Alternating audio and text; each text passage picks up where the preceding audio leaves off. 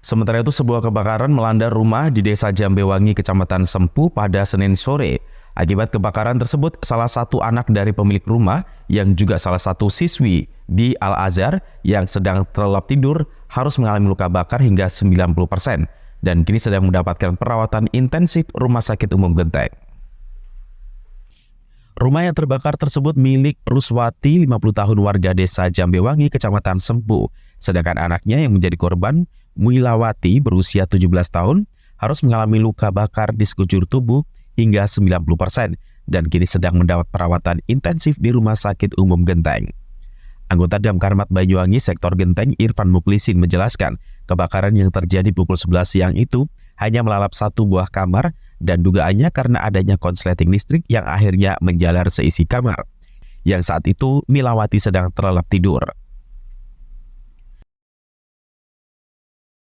Milawati berhasil menyelamatkan diri dengan berlari melewati pintu depan dan berteriak minta tolong kepada tetangga. Akibat kebakaran tersebut, kamar Milawati hangus terbakar, sedangkan ia mengalami luka bakar, sekujur tubuhnya melepuh. Untuk kronologinya, Mas, diduga itu dari konsleting listrik yang berada di tembok kamar. Kalau kondisi rumahnya yang terbakar itu cuma ruang kamar itu saja. Memang ruang kamar itu habis semua terbakar, dari kasur, bantal guling. Untuk penanganan dari damkar, kita lakukan pendinginan dan overhaul, yaitu pencarian titik api yang masih berada di bawah atau di puing-puing. Ada korban yang terjadi luka bakar karena korbannya tertidur, jadi terkena luka bakar dan sudah dilarikan ke rumah sakit umum.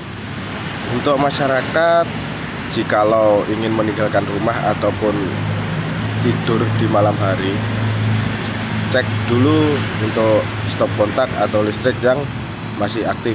Jika tidak diperlukan, mending dicabut saja daripada berbahaya.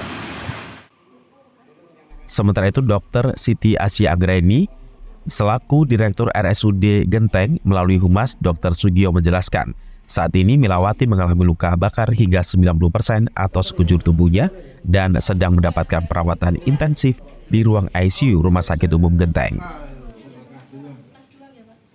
Pasien kemarin datang di UGD di RSUD Genteng, itu kurang lebih jam 12 siangan atau setengah 1 ya. Setelah itu dilakukan pemeriksaan oleh dokter jaga dan dilakukan dikonsultan ke dokter DPJP, yaitu dokter spesialis bedah.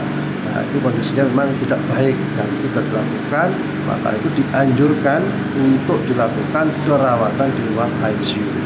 Karena apa? Di ruang ICU kita ada fasilitas yaitu isolasi, di mana kasus-kasus seperti ini memang tidak bisa bercampur dengan kasus pasien yang lain yang akan berisiko terjadi penularan. Istilahnya kondisi yang sangat buruk dan jelek ini akan mengakibatkan memudahkannya untuk kuman bisa menginfeksi pada pasien tersebut.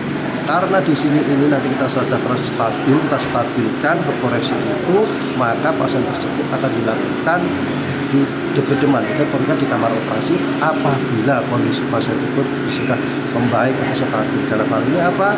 Kondisi laboratoriumnya. Maka hari ini dilakukan pemberian sejak kemarin kemudian untuk peningkatan albumin. Karena kita kalau albumin itu tidak berani, karena akan berisiko terjadi pada gangguan fungsi ginjal, dan mungkin liver juga, karena cairan pada kasus COVID sangat berisiko sekali. Dan nanti apabila sudah baik, kita lakukan pencegahan terjadi kontraktivitas daripada tubuh kita, kontraktur yang itu maka juga dengan fasilitas rumah sakit yang ada fisioterapi.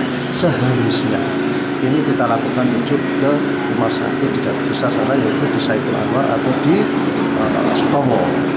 Karena kondisi tidak memungkinkan, mungkin kita lakukan perbaikan itu, baru setelah itu kita ke arah ke sana. Tapi paling tidak kita akan ke rumah sakit Blambangan yang ada dokter ahli fisioterapi. Dani Eka, CTV.